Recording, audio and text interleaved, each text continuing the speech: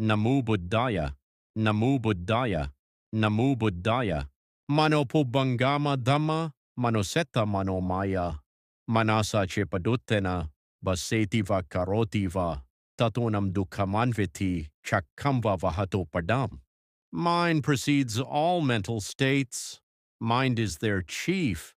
They are all mind-wrought. If with an impure mind a person speaks or acts, suffering follows him like the wheel that follows the foot of the ox. The Buddha begins with the word mano, the mind.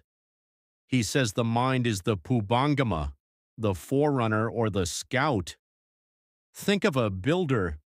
Before a single brick is laid, before the foundation is dug, the house exists entirely in the builder's mind.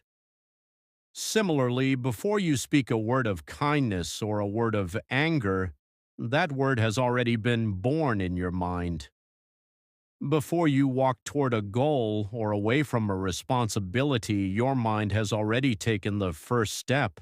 Before you walk toward a goal or away from a responsibility, your mind has already taken the first step.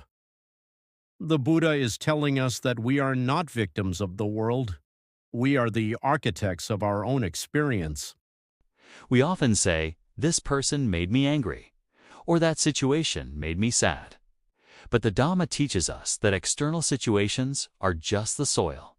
The seed is always our mind. The second half of the stanza introduces a warning, manasa che paduthena, if with an impure or polluted mind. What makes a mind impure? In the Dhamma, impurity isn't a moral judgment, it is a description of a clouded state. A mind is impure when it is driven by the three poisons, greed, lobha, hatred, dosa, and delusion, moha. When our mind is caught in the fire of anger or the hunger of craving or the fog of confusion, every word we speak, vyasati, and every action we take, karoti, carries that poisonous DNA. We might think we are winning an argument by shouting or gaining something by being greedy. But the Buddha warns that the fruit of that action is already determined by the seed of the intention. Then comes the most famous image in Buddhist literature, Kakamva Vahato Padam, the wheel following the foot of the ox. Imagine an ox pulling a heavy cart across a muddy field. The ox moves forward, and the heavy wooden wheel follows right behind, pressing into the very footprints the ox just made. The ox cannot turn around and see the wheel, but it feels the weight of the cart. This is the law of karma. Suffering dukkha isn't a punishment from a god, it is a natural consequence. When we act with a heavy, polluted mind, that weight follows us. It might not follow us today or tomorrow, but it is attached to the footprint of our intention. We carry our cart of consequences wherever we go. If the mind is heavy with ill will, the path of life will always be a struggle. So what is the lesson for us today? The lesson is that the pause is our greatest power.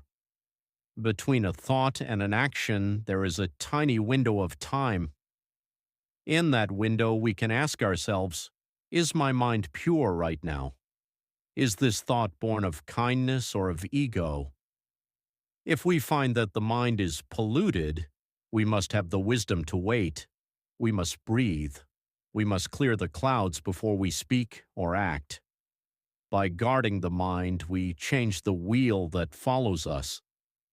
In the very next verse of the Damma Pada, the Buddha tells us that if we act with a pure mind, happiness follows us like a shadow that never leaves. As you leave today, remember, you are the architect. Your thoughts are the blueprint. Your life is the building. May you guard your mind with mindfulness, and may you build a life of peace.